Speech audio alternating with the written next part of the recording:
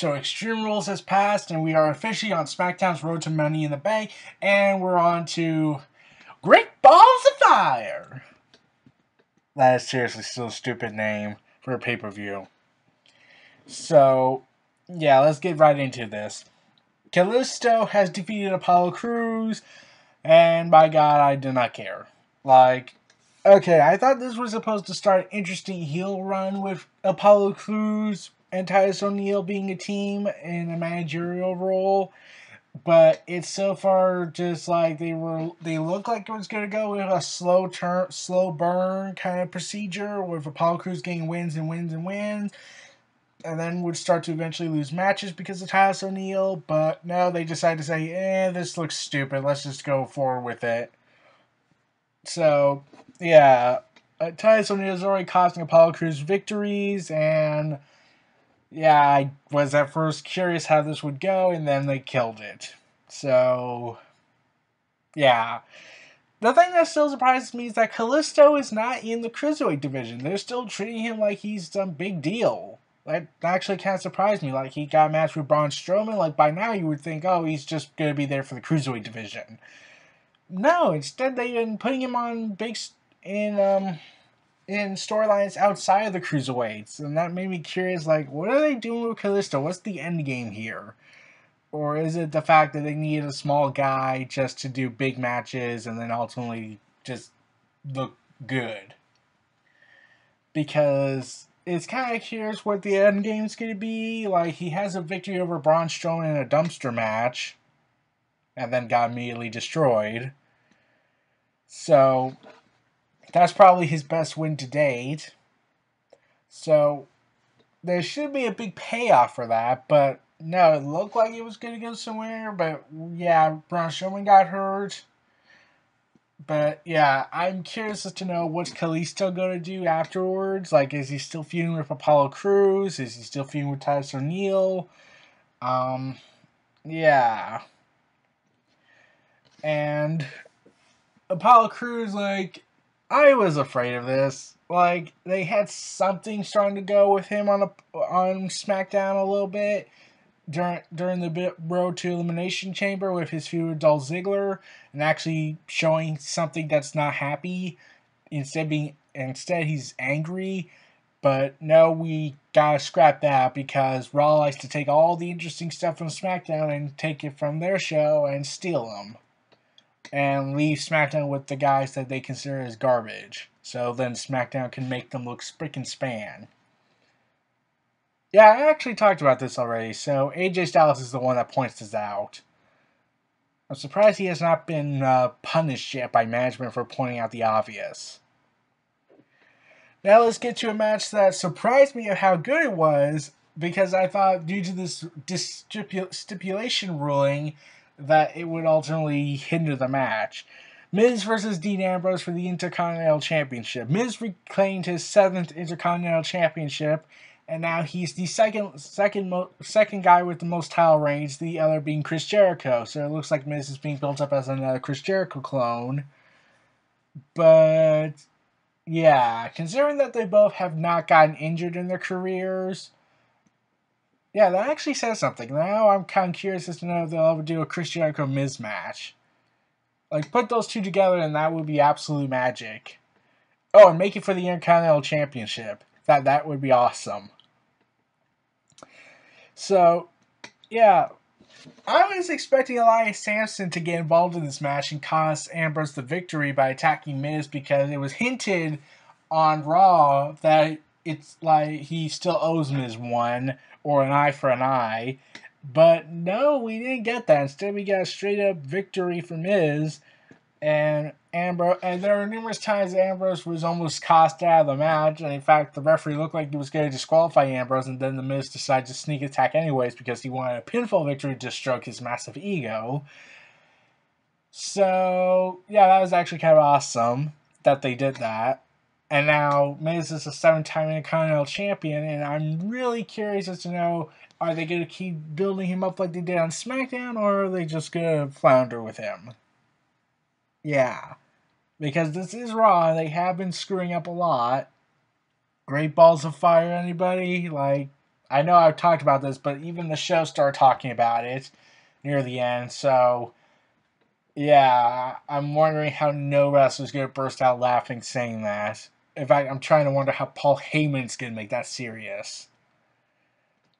So now let's get to two matches that were relatively pointless. Rich Swann and Sasha Banks versus Noam Dar and Alicia Fox, which ends with Rich Swann and Sasha Banks winning, and I have no idea what they're fighting for. Oh, and also Rich Swann won in his hometown. The curse has been lifted! Too bad he's a cruiserweight, therefore he's inferior to WWE Management Priority, because then he would have lost. So, yeah, I honestly have no idea what they're fighting for. I've lost track, and honestly, I've lost all sense of caring. Like, I have lost faith in Sasha Banks' management booking because they clearly don't give two shits. Like, they were going somewhere with her, turning heel against Bayley and leading to a match at SummerSlam, but the way they're building her up for this possibility is kind of stupid. Like, she loses to Alicia Fox, which I'm not really complaining about. It's more like a question of, that was rather clean. And Sasha Banks has no motive to get involved in this feud. And she hasn't really interacted with Bayley for like 2 months now. So I'm wondering, is there a payoff for Sasha Banks? Is there going to be a Bayley versus Sasha Banks at SummerSlam? Like, considering Bayley doesn't regain the Women's Championship, looks like that plan's been scrapped. Oh, and between the Cruiserweight Mixed Tag Team match and Alexa Bliss versus Bayley, we got an Elias Samson concert, which I thought was like, okay, is there a payoff to this? Like, I thought there was going to be a match, but no, there wasn't. Instead, it was just him trashing Baltimore. So, yeah, that's lovely. Like, is there a point? No? It was just there for no reason? You could cut that out and nothing would change. Like, at all. He didn't even reference the Miz and Ambrose's match. I was expecting that. Heck, I was expecting Ambrose to come out and just use dirty deeds on him and just walk off. But no, instead we just got concert and then immediately leaves. So that was lovely. Now let's get to Alexa Bliss versus Bayley in a kendo stick on a pole match for the Raw Women's Championship. Yeah, there was nothing here. This lasted only 5 minutes and 10 seconds. So, yeah, this match was 100% lame. Like, you need to, like, okay, imagine me saying that, oh, the worst matches of the night. It was either the match with Sasha Banks or the one with Bayley. And then everyone would be like, what? Those were the worst matches? Those two had the worst match of the night? This is impossible. It's Sasha Banks and Bayley. Like, and then you look into it and find out, oh, so that's why. Rich Swann, Noam Dar, and Alicia Fox's pointless feud with each other then gets Sasha Banks involved in a mixed tag team match. And Alexa Bliss and Bayley, while they had a big matchup at Payback and really did well, this one is hindered because it's a kendo stick on a pole match. Doesn't help that the storyline also sucked with the whole "This is your life" segment. Yeah. Now let's get to one of the other big matches. Cesaro and Sheamus versus the Hardy Boys in a steel cage match. And I don't know why, but I keep thinking the ring announcer accidentally said simultaneously. Like, they both have to be out simultaneously. Like, I get them getting out of the ring, both teams have to get out, but saying it simultaneously, that makes it next to impossible. So, yeah, Cesaro and Sheamus and the Hardy Boys, they just brawled and fought. And, yeah, we got to see Cesaro's strength, and that was pretty awesome. And Cesaro, well, he mostly was the guy that stole the matchup in this fight, because he kept coming back every time when they threw stuff at him. And once more, I'm wondering why Vince finds him boring. Like, Cesaro's shown his strength. He's shown his only weakness a little bit is on the mic, but he's improving on that. But to Vince, he's still boring. I'm like, still worthy of being Raw Tag Team Champion since he and Sheamus won the match, but still pointless. Oh, and now it's being reported that Big Cass is the one that's attacking Enzo. Oh, I'm so shocked. So, with Cesaro and Sheamus winning the match, I'm curious as to know what's next for the Hardy Boys. Like, they were it was close, and I'm expecting a possible rematch on Raw or a Great Balls of Fire. And yeah, I'm still processing that. I've been processing that for a month or so. So why did I just call it Bad Blood? What? Oh, that's why? But wait, that doesn't make sense. They had the event twice in a row a decade ago, after his death. Huh? They're a politically correct environment? Well, that's obvious. Okay. So, yeah, I was expecting Matt Hardy to exhibit broken characteristics in this matchup. Like at the end when he lost. Like, we see signs of him shifting into the broken gimmick. Yeah, I was honestly expecting that. And Jeff Hardy escaped the cage first and then entered it back in, therefore negating their chances of winning again. I didn't think that would be a rule, but turns out that is.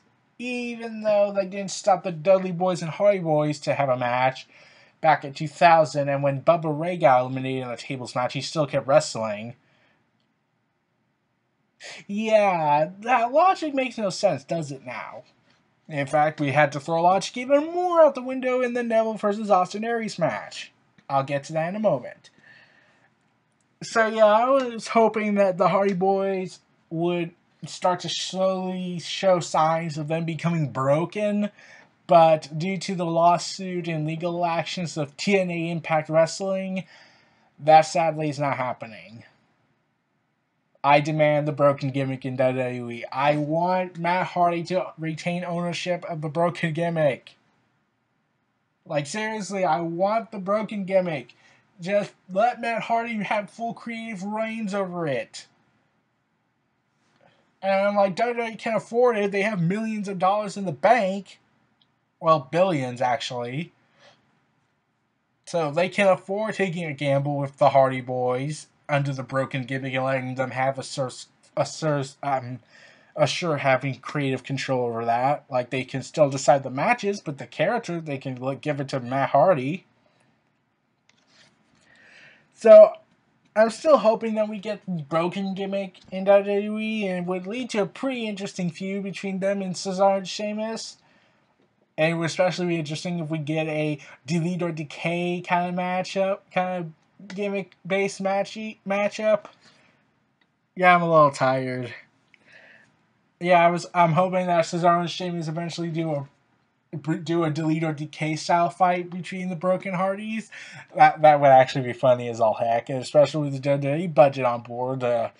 Yeah, I would be definitely all for that, so long as Matt Hardy has creative control.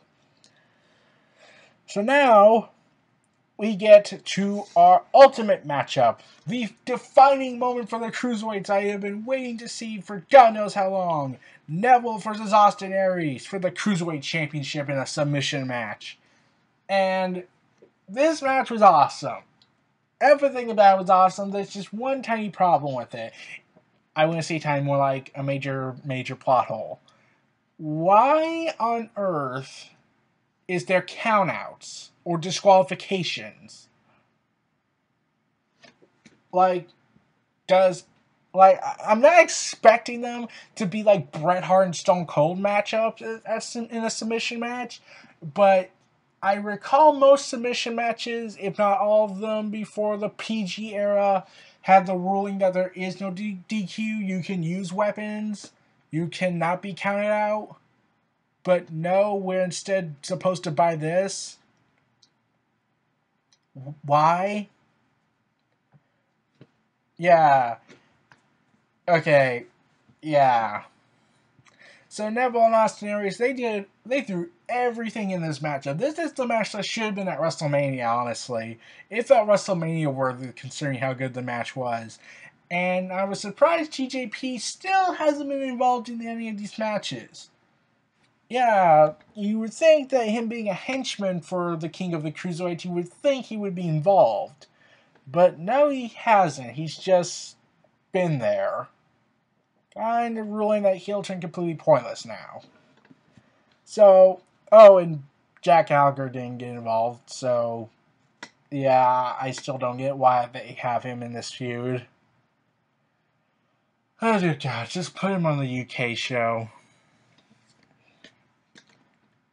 So, Neville has retained his Cruiserweight Championship after a Red Arrow and whatever that submission move was. I keep trying to remember what it was, but yeah, the Rings of Saturn. That's where it was. Yeah, with the Rings of Saturn. So he got a clean victory on that, and that was pretty awesome. And also, I did mention this in the Dean Ambrose vs. Miz matchup, but they keep using the figure 4 leg lock a lot of the show. Like, it's been done 3 times. Twice in the Miz Dean Ambrose match, and once in the submission match. And I'm like, oh dear God, please don't tell me it's going to be the new super kick. Where, well, we can't call it a super kick anymore because it should just be called a straight up kick because there's something super about it. Everybody uses it now. Seth Rollins uses it. Finn Balor uses it. Let's see, Neville, Austin Aries, most of the Cruiserweights uses it.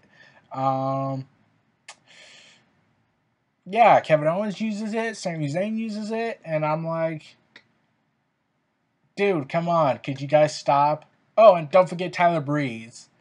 And I think Fandango, the Usos, like, why did I just have a super kick party? Oh, wait, the Young Bucks did that, and plus that is too controlling. Yeah.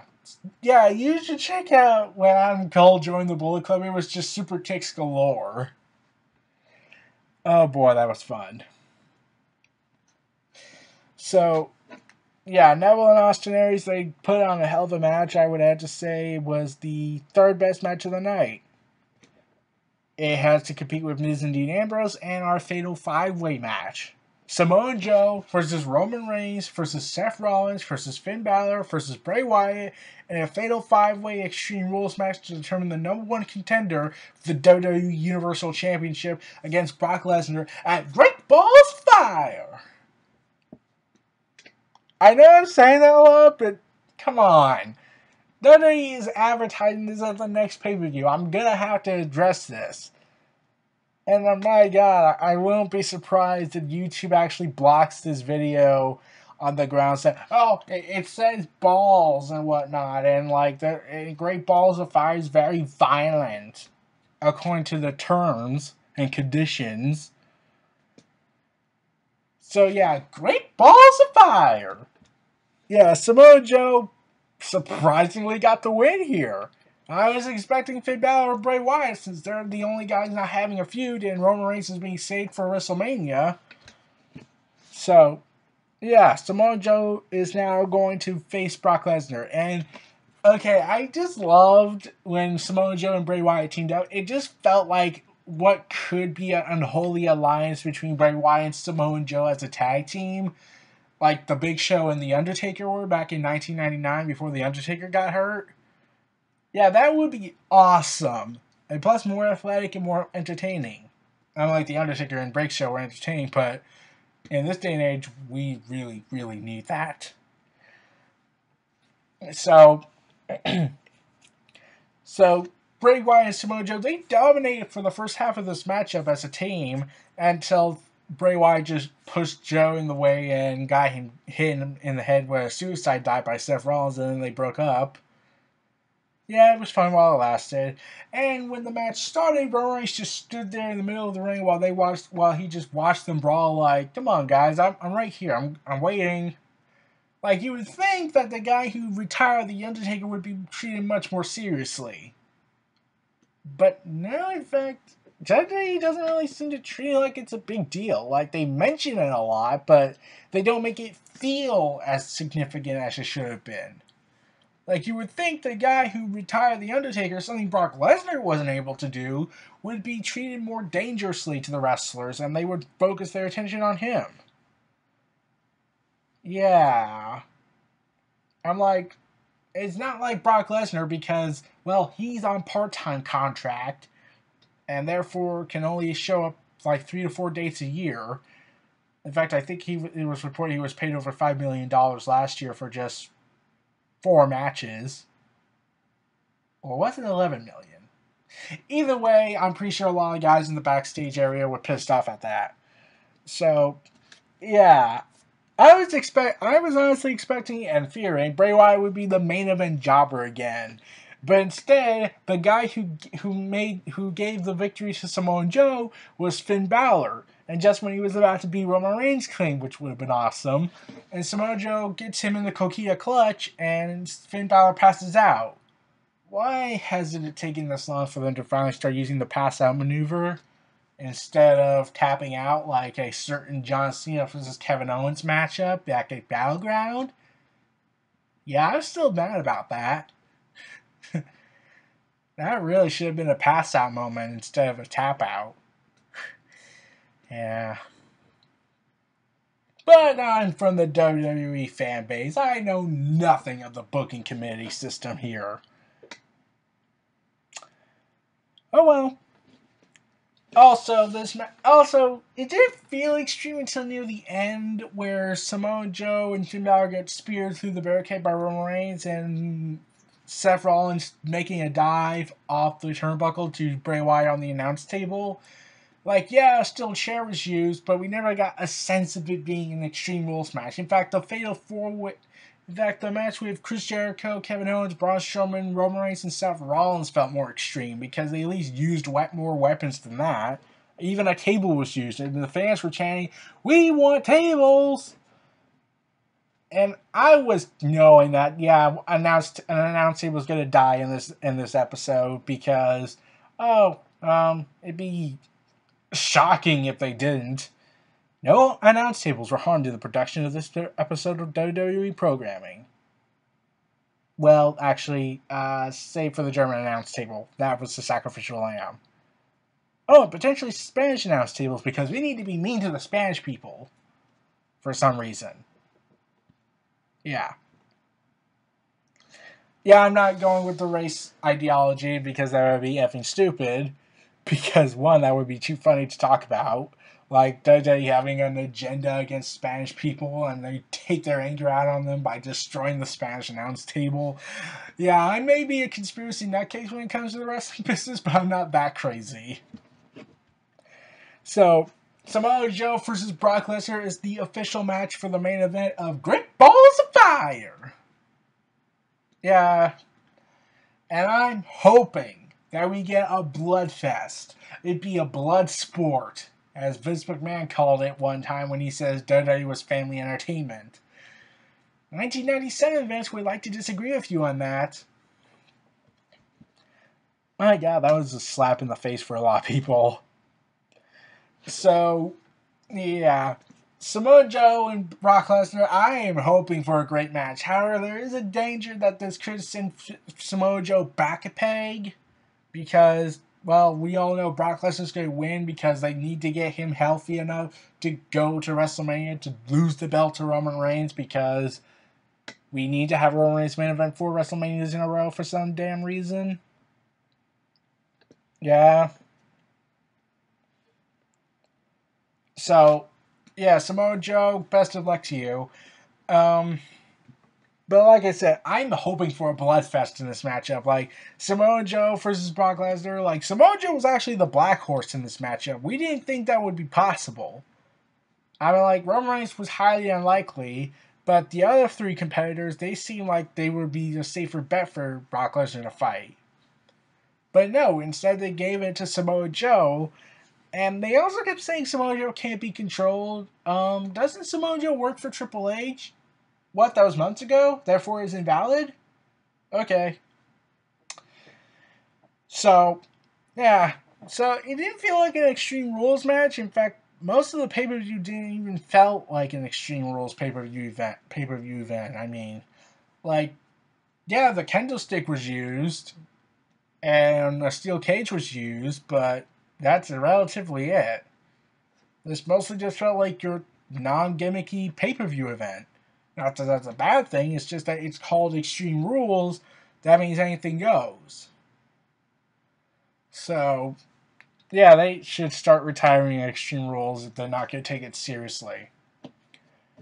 So, yeah, and also there's word going around that whoever loses, that the person that loses at Great Balls of Fire will not be getting a rematch against Brock Lesnar because they want Braun Strowman back in time to fight Brock Lesnar at SummerSlam, which will be an awesome match, hopefully. So, yeah, best of luck to Samoa Joe. Let's hope he can make the most out of this, but I guarantee that all these wrestlers are going to have a hard time keeping a straight face saying, Great Balls of Fire! So, yeah. This was Neo Reality Entertainment. Feel free to like, comment, subscribe, and donate. Stay tuned for more.